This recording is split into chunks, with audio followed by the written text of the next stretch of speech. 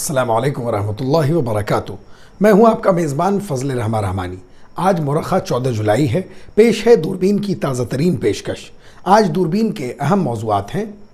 बारिश और सैलाब का सामना करने वाले शुमाली भारत के लिए राहत के आसार नज़र नहीं आ रहे। महकमा मौसमियात ने आइंदा 4 से 5 रोज़ तक लगातार मूसलाधार बारिश का अलर्ट जारी कर दिया है। मध्य प्रदेश में एम्प्लाई सिलेक्शन बोर्ड के जरिए मुनक़िद ग्रुप 2 सब ग्रुप 4 के पटवारी सिलेक्शन इम्तिहान में ज़बरदस्त बेज़ाब्तगी के खिलाफ भोपाल से इंदौर तक तलबा की नाराज़गी देखने को मिली। जुमेरात को इंदौर में हज़ारों तलबा ने सड़क पर उतरकर एहतजाजी मुजाहरा किया। मुल्क में इस वक्त टमाटर की कीमतें आसमान छू रही हैं और पिछले एक माह के दौरान पूरे भारत में टमाटर की कीमतों में तकरीबन 5 से 6 गुना इजाफा हुआ है।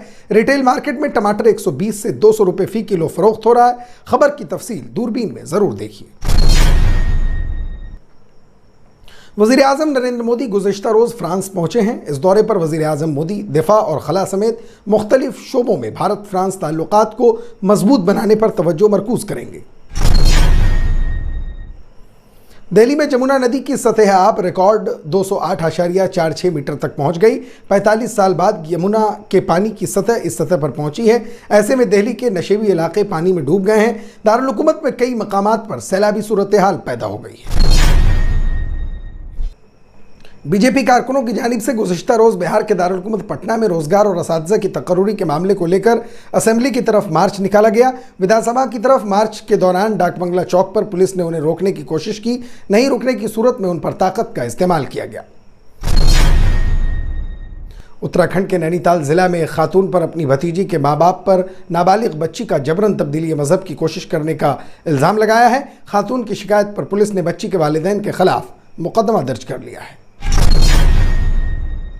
सुप्रीम कोर्ट ने जुमेरात को कहा कि हमारा मुल्क बहुत मजबूत है, वक्त आने पर अवाम खुद जवाब देंगे, हर बार इसे बदनाम करने की जरूरत नहीं है।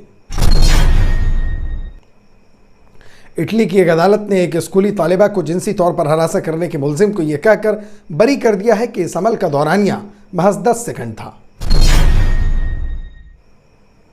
पाकिस्तानी फौज की मीडिया विंग IPSR का कहना है कि बलूचिस्तान के इलाके ज़ोब में फौजी छावनी पर हमले और सोई में दहशतगर्दों के खिलाफ ऑपरेशन के दौरान 12 फौजी हलाक हो गए। आप हमें YouTube पर देखने के अलावा हमारे तमाम सोशल मीडिया पेजेस पर भी फॉलो कर सकते हैं। आप फ़िक्र नज़र उर्दू का प्रोग्राम दूरबीन देख रहे हैं। बारिश और सैलाब का सामना करने वाले शुमाली भारत के लिए राहत की कोई उम्मीद नज़र नहीं आ रही है। महकमा मौसमियात ने आइंदा 4 से 5 रोज़ तक तेज़ बारिश का अलर्ट जारी कर दिया है। अंदाजे के मुताबिक मगरबी उत्तर प्रदेश, उत्तराखंड और बिहार में बहुत ज़्यादा बारिश हो सकती है। इसके साथ सैलाब के ख़तरे की भी पेशगोई की गई है।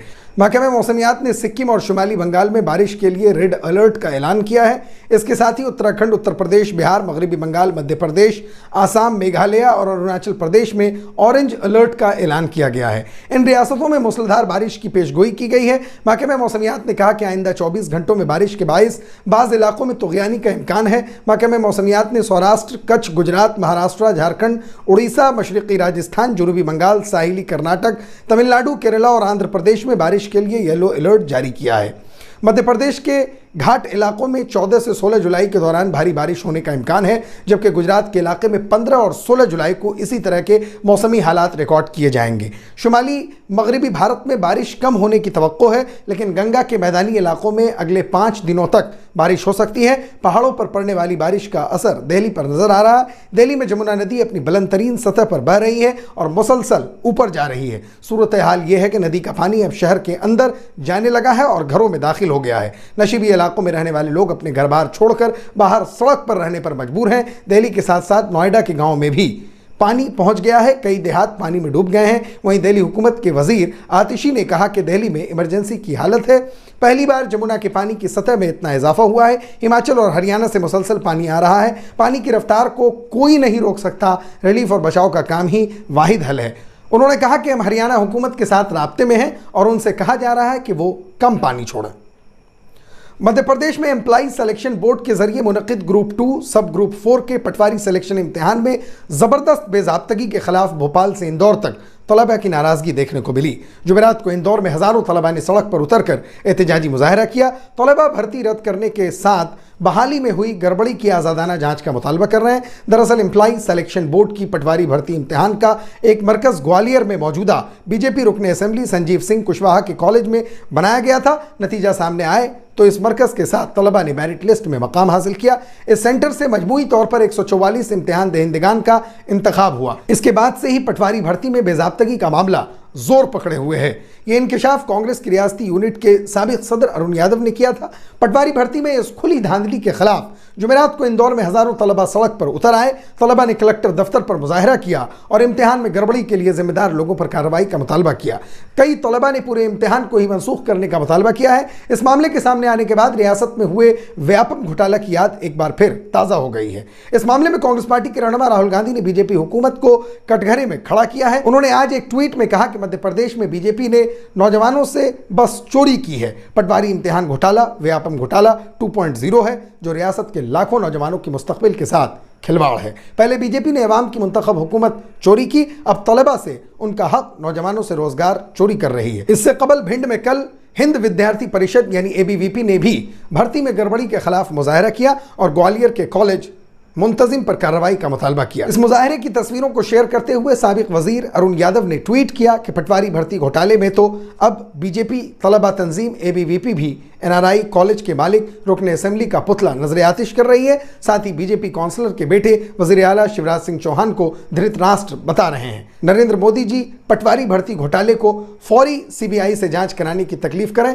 दूसरी तरफ इस पूरे मामले पर जवाब देने की जगह रियासत के वजीर दाखिला नरोत्तम मिश्रा ने कांग्रेस पर सियासी हमला करना शुरू कर दिया। उन्होंने कहा कि कमलनाथ ग्वालियर के तलबा की अहलियत पर सवाल उठा रहे हैं। जब कांग्रेस हुकूमत में थी तब ग्वालियर के लोगों ने आपका जुल्म देखा। ग्वालियर के नौजवान जिस पर हमला कर रहे हो, उनकी अहलियत पर सवाल उठा रहे हो। आपकी मुद्दत कार में तो एक मुलाजमत तक नहीं दी गई।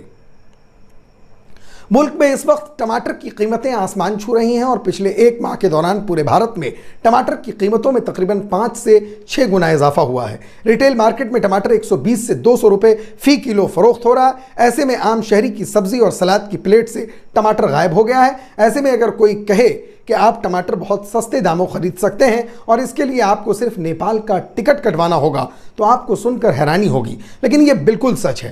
पड़ोसी मुल्क में अब भी टमाटर इतने सस्ते फरोख्त हो रहे हैं कि सरहद के करीब रहने वाले भारतीय सिर्फ टमाटर खरीदने के लिए नेपाल जा रहे हैं। मीडिया रिपोर्ट्स के मुताबिक नेपाल के उत्तराखंड से मुल्हिका इलाकों में टमाटर की काश्त बड़े पैमाने पर की जाती है। इस बार नेपाल में टमाटर की फसल बहुत अच्छी हुई है, जिसकी वजह से मामूल से ज्यादा पैदावार हो रही है। यही वजह है कि मानसून के मौसम में फसल मुतासिर होने के बावजूद वहां टमाटर की कीमतें मुस्तहकम रहीं। उत्तराखंड के पिथौरागढ़ और चंपावत अजला से मुत्तसिल नेपाली इलाकों में टमाटर आसानी से 25 से 30 रुपए फी किलो में दस्तयाब है। इसके बरअक्स खुद पिथौरागढ़ के बाजार में टमाटर 100 से 120 रुपए फी किलो फरोख्त हो रहे हैं। चंपावत जिला में भी टमाटर की कीमतें बहुत ज्यादा हैं। खबर रसां इदारे के मुताबिक उत्तराखंड के सब्जियों के ताजिर सस्ते टमाटर खरीदने के लिए नेपाल का रुख कर रहे हैं। नेपाल से सस्ते दामों टमाटर खरीद कर भारत में महंगे दामों फरोख्त किए जा रहे हैं। नेपाल से मुल्हिका भारतीय बाजार छोला घाट में भारतीय टमाटर 120 रुपए फी किलो तक फरोख्त हो रहे हैं, जबकि यहाँ नेपाली टमाटर 60 रुपए फी किलो तक फरोख्त हो रहे हैं।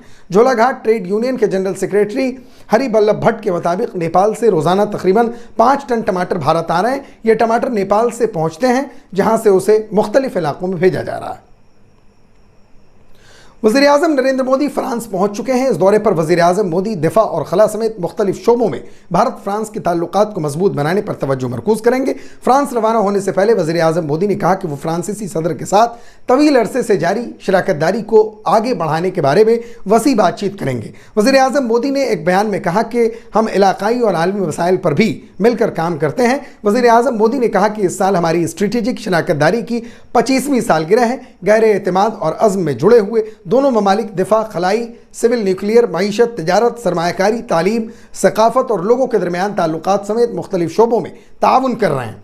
वज़ीर आज़म मोदी का दौरा फ्रांस के सदर एमेनुअल मैक्रों की दावत पर हो रहा है। वज़ीर आज़म मोदी 14 जुलाई को फ्रांस में बास्टेल डे के तकरीबात में खुसूसी मेहमान होंगे। इसमें भारतीय फौज के तीनों विंग्स का दस्ता भी शिरकत करेगा। वजीर खारजा के मुताबिक सदर मैक्रोन वजीर आजम के एजाज में सरकारी ज़ियाफत का एहतमाम करेंगे और निजी एशाइया भी देंगे। दोनों रहनुमाओं के दरमियान मुख्तलिफ मौज़ूआत पर बातचीत होगी। बताया गया है कि वजीर आजम मोदी का फ्रांस के वजीर आजम और सेनेट और कौमी असम्बली के सदूर से भी मुलाकात का प्रोग्राम है। फ्रांस के मुअज़्ज़िज़ीन से भी बातचीत करेंगे। वज़ारत खारजा के मुताबिक वजीर आजम का दौरा स्ट्रेटेजिक, साइंसी, इल्मी और इक़्तिसादी ताउन जैसे मुतनव्वे शोबों में मुस्तक़बिल के ताउन को तलाश करने का मौका फराहम करेगा। दिल्ली में जमुना नदी की सतह आब रिकॉर्ड 208.46 मीटर तक पहुंच गई।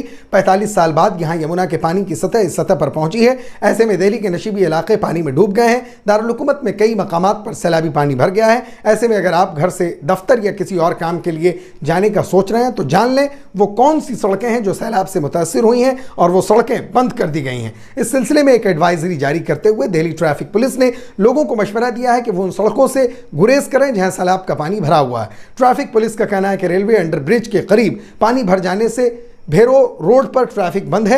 ऐसे में मुसाफिरों को इस रूट पर नहीं जाना चाहिए। सैलाबी पानी सिविल लाइन एरिया में दाखिल हो गया है। निगम बोध घाट इलाके में सैलाब जैसी सूरत हाल है। आसपास के नशीबी इलाकों में पानी दाखिल हो गया है। रिंग रोड ITO में भी सैलाब जैसी सूरत हाल पैदा हो गई है, जिसकी वजह से सड़कों पर ट्रैफिक मुतासिर हुआ है। Kashmiri Gate main road, ring road बंद कर दिया गया। मशरक़ी दिल्ली से वस्ती दिल्ली और कन्नाट प्लेस तक के लिए एक बड़ा ट्रांजिट रास्ता ITO में पानी भर गया है। इसके अलावा भैरो मार्ग, IP फ्लाईओवर और चांदगी राम अखाड़ा के दरमियान महात्मा गांधी मार्ग मुतासिर हुआ है। इसके अलावा कमर्शियल गाड़ियों के दाखिले पर पाबंदी आयद कर दी गई है और कई रास्तों का रुख मोड़ दिया गया है। कमर्शियल गाड़ियों को ईस्टर्न और वेस्टर्न पेरिफेरल एक्सप्रेस वेज की तरफ मोड़ दिया गया। कमर्शियल गाड़ियां मकरबा चौक से मोड़ दी जाएंगी। मकरबा चौक और वजीराबाद पुल के दरमियान किसी भी तजारती गाड़ी को जाने की इजाज़त नहीं है। कमर्शियल गाड़ियां सराय काले खां से मोड़ दी जाएंगी। सराय काले खान और IP फ्लाईओवर के दरमियान किसी भी तजारती गाड़ी की इजाज़त नहीं। तजारती गाड़ियों को गाजीपुर बॉर्डर से मोड़ दिया जाएगा।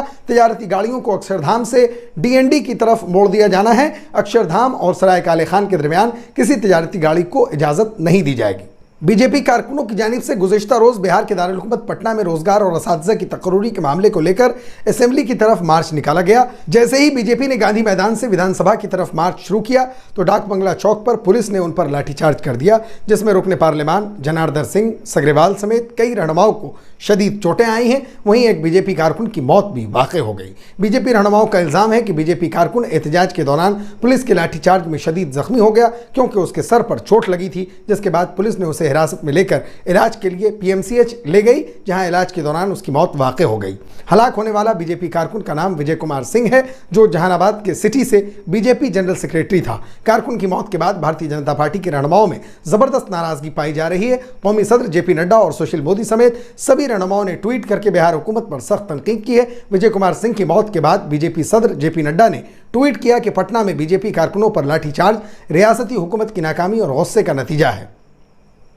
अजीम इत्तेहाद की हुकूमत बदउनवानी के किले को बचाने के लिए जमहूरियत पर हमला कर रही है। जिस शख्स के खिलाफ चार्जशीट की गई है उसको बचाने के लिए वो जमहूरियत पर हमला कर रहे हैं। इसके लिए बिहार के वज़ीर आला अपनी अखलाकियात को भी भूल गए हैं। वाज़ेह है कि बदउनवानी और असातिज़ा के मामले पर भारतीय जनता पार्टी की जानिब से विधानसभा मार्च का प्रोग्राम मुनक़्क़िद किया गया था, जिसकी वजह से गांधी मैदान से हज़ारों कारकुनान विधानसभा मार्च के लिए निकले। मार्च में अराकीन असम्बली, अराकीन पार्लियामान और कानून साज कौंसिल के अराकीन भी शामिल थे। पुलिस ने सभी कारकुनों को डाक बंगला चौक पर रोक दिया। जब कारकुनों ने ज़बरदस्ती आगे बढ़ना शुरू किया तो पुलिस ने ताकत का इस्तेमाल करते हुए पहले लाठीचार्ज और फिर वाटर कैनन का इस्तेमाल किया। इससे भी काम न हुआ तो पुलिस ने आंसू गैस के गोले दागे, जिसकी वजह से विजय सिन्हा, जनार्दन सिंह सग्रेवाल समेत दर्जनों कारकुन जख्मी हो गए और जनार्दन सिंह सग्रेवाल को एम्बुलेंस के जरिए अस्पताल ले जाया गया। उत्तराखंड के नैनीताल जिला में खातून ने अपनी भतीजी के माँ बाप पर नाबालिग बच्ची का जबरन तब्दीली मजहब की कोशिश करने का इल्ज़ाम आयद किया है। खातून की शिकायत पर पुलिस ने बच्ची के वालिदैन के खिलाफ मुकदमा दर्ज किया। दरअसल ये मामला नैनीताल जिला के तल्लाताल थाना इलाके का है। पुलिस ने दोनों मुल्ज़िमान के खिलाफ थाना तल्लाताल में मुकदमा दर्ज कर लिया है। पुलिस ने बताया कि नाबालिग की मां और सौतेले बाप के खिलाफ तब्दीली मजहब एक्ट 2018 के तहत मुकदमा दर्ज किया गया है। पुलिस ने बताया कि नैनीताल की रिहायशी खातून ने इल्ज़ाम आयद किया कि उसकी भतीजी का मजहब उसकी मां और उसके सौतेले बाप ज़बरदस्ती तब्दील करवा रहे थे। खातून ने अपनी भतीजी के हवाले से दावा किया कि बच्ची को ममनुआ गोश्त भी खिलाया जा रहा था। नाबालिग ने अपनी फूफी से इस मामले की शिकायत की, जिसके बाद नाबालिग की फूफी ने नैनीताल के senior senior superintendent of police को खत लिखकर मामले में कार्रवाई का मुतालबा किया। पुलिस ने फूफी की शिकायती खत की बुनियाद पर लड़की की वालिदा और सौतेले बाप के खिलाफ मुकदमा दर्ज करके तफ्तीश शुरू कर दी है। पुलिस को दिए गए शिकायती खत में बच्ची की फूफी ने बताया कि उसके भाई का साल 2020 में इंतकाल हो गया था, जिसके बाद उसके भाई की बीवी यानी भाभी ये कहकर मुरादाबाद चली गई कि वो अपने मामू के घर जा रही है।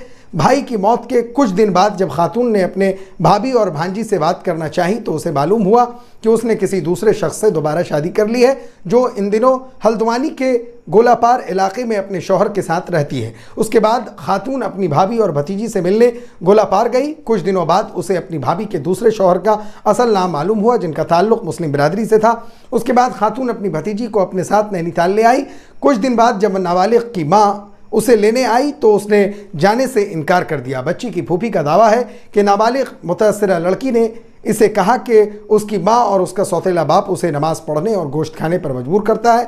अगर वो ऐसा नहीं करती है तो उसकी पिटाई भी की जाती है। फूफी का इल्ज़ाम है कि उसने नाबालिग का नाम भी बदल दिया है, जिसकी वजह से वो उसके साथ नहीं जाना चाहती। लड़की की फूफी ने नैनीताल के एसएसपी पंकज भट्ट को खत लिखकर कार्रवाई का मुतालबा किया। वाज़ेह रहे कि इस पूरे मामले में बच्ची के वालिदैन का क्या कहना है और उन इल्ज़ामात पर उनका क्या कहना है, ये ताहाल सामने नहीं आ सका है।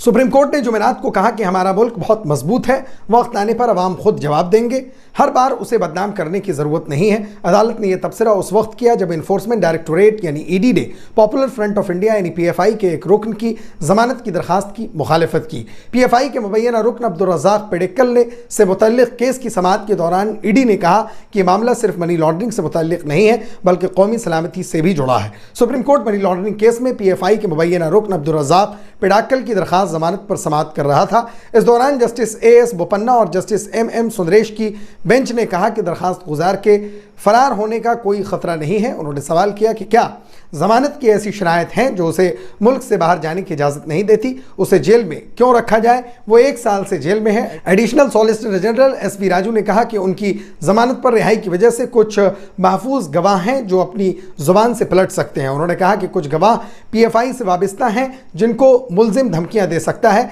राजू ने कहा कि हमें इत्तला मिली है कि ऐसे ही एक मामले में कुछ लोग नेपाल के रास्ते फरार हो गए हैं, उन पर नज़र रखना बहुत मुश्किल है, उनके पास बहुत सी खुफिया जगहें हैं। बेंच ने हैरत का इजहार किया कि अब्दुल रज़ाक को क्यों सलाखों के पीछे रखा जाए जब इस केस में बाकी तमाम लोग जमानत पर बाहर हैं। वो बैरून मुल्क मुकीम था और मुमकिन है कि उसने रकम इकट्ठी करके पीएफआई को दी हो। बेंच ने कहा कि ऐसा कोई सबूत नहीं है जिससे उनका तंजीम से ताल्लुक बराह रास्त साबित हो। जमानत की दरखास्त करते हुए अब्दुल रज़ाक की नुमाइंदगी करने वाले सीनियर एडवोकेट सिद्धार्थ देव ने इसरार किया कि उनके मुवक्किल अदालत, एनआईए या ईडी को रिपोर्ट करें। बेंच ने सिद्धार्थ देव को बताया कि उनका मुवक्किल हफ्ते में 2 बार पुलिस या किसी भी अथॉरिटी को रिपोर्ट कर सकता है। इटली की एक अदालत ने एक स्कूली तालिबा को जिनसी तौर पर हरासा करने के मुलजिम को यह कहकर बरी कर दिया है कि इस अमल का दौरानिया महज 10 सेकंड था। जज के इस फैसले के खिलाफ इटली के सोशल मीडिया पर नौजवानों की जानिब से शदीद रद्द-ए-अमल सामने आ रहा है। जिनसी तौर पर हरासा करने का यह वाक़या इटली के शहर रोम में 17 साल स्कूली तालिबा के साथ पेश आया। तालिबा के मुताबिक वो अपनी दोस्त के हमरा क्लास लेने के लिए स्कूल की सीढ़ियाँ चढ़ रही थी कि उनको अचानक एहसास हुआ कि किसी ने उनका पाजामा नीचे खिसका कर उनके जेर जामा को खींचा और कूल्हों पर चुटकी काटी। तालिबा के मुताबिक जैसे ही उसने पलट कर देखा तो पीछे मौजूद शख्स ने हंसते हुए कहा कि वो तो मजाक कर रहा था। यह वाक़या गुज़िश्ता साल अप्रैल 2022 में पेश आया था, जिसके बाद मुतासरा तालिबा ने स्कूल स्टाफ में शामिल उस 66 साल शख्स एंटोनियो ओला के खिलाफ पुलिस में शिकायत दर्ज करवाई। एंटोनियो ने अपनी इस हरकत का एतराफ़ करते हुए कहा कि वो तो महज मजाक कर रहा था। इस वाक़े के खिलाफ रोम के एक पब्लिक प्रोसिक्यूटर ने एंटोनियो को 3.5 साल कैद की सज़ा सुनाने की दरख्वास्त की। ताहम रवां हफ्ते एंटोनियो को इल्ज़ामात से बरी कर दिया गया। अदालत ने अपने फैसले में कहा कि जो कुछ हुआ उसे जुर्म नहीं कहा जा सकता क्योंकि इसका दौरानिया 10 सेकंड से भी कम रहा। अदाकार पाउलो कैमली उन लोगों में शामिल हैं जिन्होंने सोशल मीडिया पर अपने गुस्से का इजहार किया। अदालती फैसले के खिलाफ इटली के नौजवानों की जानिब से शदीद गम और गुस्से का इजहार किया जा रहा है और सोशल मीडिया पर इसके खिलाफ हैशटैग 10 सेकंड भी ट्रेंड कर रहा है। इटली के एक इन्फ्लुएंसर फ्रांसिस्को चेकोनिटी ने टिकटॉक पर लिखा कि यह फैसला कौन कर सकता है कि 10 सेकंड ज्यादा लंबा वक्त नहीं, जब आपको हरासा किया जा रहा हो तो सेकंड्स को कौन गिनता है। उन्होंने लिखा कि मर्दों को औरतों के जिस्म को छूने का हक नहीं, 5 या 10 सेकंड को छोड़ दें, 1 सेकंड के लिए भी उन्हें यह हक नहीं। पाकिस्तानी फौज की मीडिया विंग ISPR का कहना है कि बलूचिस्तान के इलाके ज़ोब में फौजी छावनी पर हमले और सोई में दहशतगर्दों के खिलाफ ऑपरेशन के दौरान 12 फौजी हलाक हो गए। रवाबर्स किसी एक दिन दहशतगर्दों के हमलों में फौजी एहलकारों की हलाकत की सबसे बड़ी तादाद है। इससे कबल फरवरी 2022 में बलूचिस्तान के कैच जिला में अस्करियत पसंदों के हमले में 10 फौजी एहलकार हलाक हो गए थे।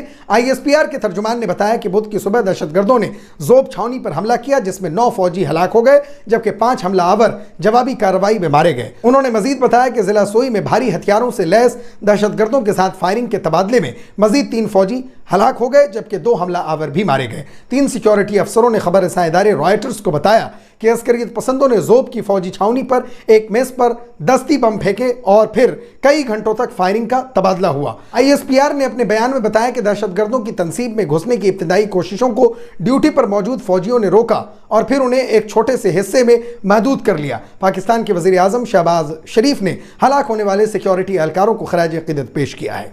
फ़िक्र नज़र की खास बुलेटिन दूरबीन की गुज़िश्ता पेशकश में मुश्ताक शेख, इकबाल अंसारी, अब्दुल अहद रहमानी, मोहम्मद जौहर नियाज़ी साहबान ने अपना कीमती तबसरा करके हमारी हौसला अफजाई की है। हम अपने तमाम नाजरीन का शुक्रिया अदा करते हैं। आप मुझसे और हमारे साथियों से ट्विटर पर भी रब्ता कर सकते हैं। हमारा ट्विटर हैंडल है @फ़िक्र नज़र। शुक्रिया।